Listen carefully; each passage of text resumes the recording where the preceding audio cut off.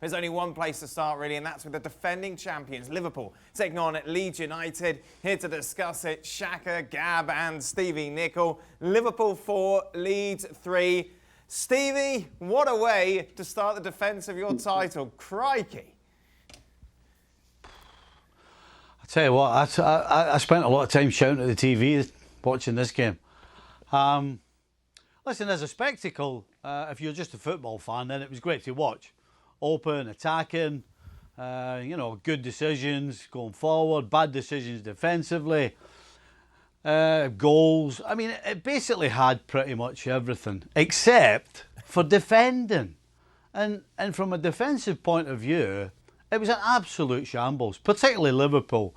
I kind of half expected Leeds to have a sort of gung-ho attitude, and I figured they would absolutely have a go. But Liverpool played into the hands big time. I mean, I've never seen such a bad line defensively for Liverpool, far too high. And the one thing and the main thing that caused the problems for Liverpool was rule number one, as a defender, when the ball is not getting closed down, you cannot hold a line. You have to drop off.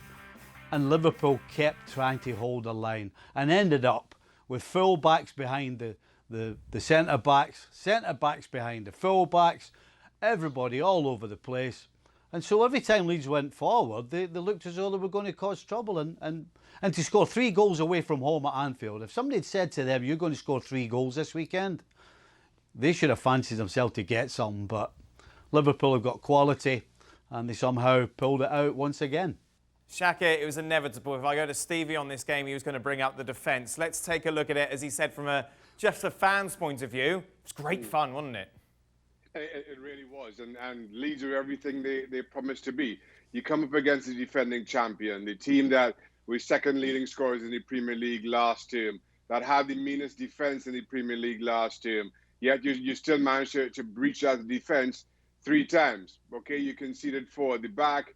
But as I mentioned, Liverpool are as good goal scorers as just about any in the Premier League. Bielsa and Leeds have to be the happier, can I say, in the performance and the fight that they put up. I know Liverpool got the 3 points, but far more questions than answers, as Stevie rightly points out. But Leeds have shown that they can go up against the league's best, be who they are, be who they planned and promised to be, and be a test for anybody in the league.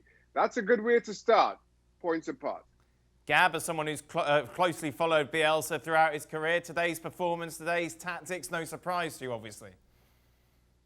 No, obviously, well, no real surprise. And, you know, we obviously saw this last year in the championship as well. I mean, I think one of the things is with Marcelo Bielsa, it takes time for a league to sort of adjust to the kind of football he plays. And that's why often he's actually started out very, very well pretty much everywhere he's been.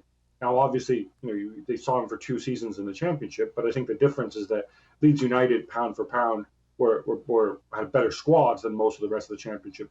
Here, it's a different issue. So already, I think we see, you know, certain tweaks. So going away from home, even against the defending champions, to play like that, Liverpool are going to be like, well, gee, what's hitting us?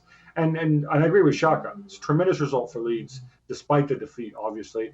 And also, when you factor in, you know, that early goal, that penalty, which, you know, was at best unlucky for Leeds United.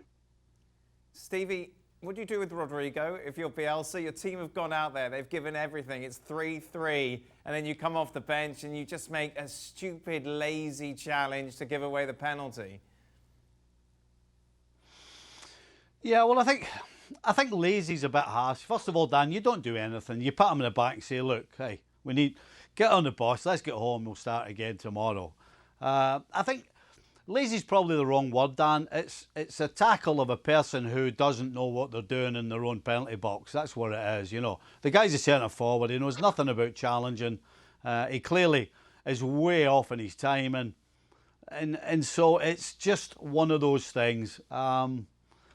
Listen, had he been standing on the halfway line with his arms folded, you could have gone crazy at him for not helping out. But the fact is, you've got a centre forward who only wants to score goals, having to do a job that he doesn't know anything about, and it's clumsy is what it is.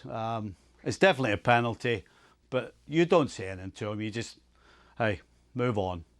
Of course, Salah getting his hat-trick, Stevie. 2 of them penalties, that one the third. In between them, though, that second goal was so nonchalant. Well, that's Mohamed Salah, isn't it? You know, we spent last year so many times, as good as he was at times, his touch was as bad and he couldn't control it and he would give balls away. But the reason you can't take your eyes off Salah is because from nowhere he produces something special, and it was a special strike. And actually, when the ball hit the net, I kind of switched off. I thought the whistle had gone because it was that nonchalant. I thought the referee must have blown his whistle for a free kick or something. But no, he hadn't. It's just Mo Salah. It is, isn't it, Shaq? And sometimes we've been critical of him when we looked at him last season, yet he still got the goals, obviously key part of Liverpool winning the league. But that goal, it just looked like it was a training ground strike. It was, and I think we've seen that from time to time from Mo Salah, not that strike in particular, but how sometimes he doesn't even look like he's ready to hit it, or he's about to, or he's paying attention, and all of a sudden the ball falls to him, and he does something magical. And as much as we've spoken about Mo Salah and his finishing and the goals that he's gotten, I certainly can't think of one similar where he hit it as cleanly, where it was as exact as you'd seen from him.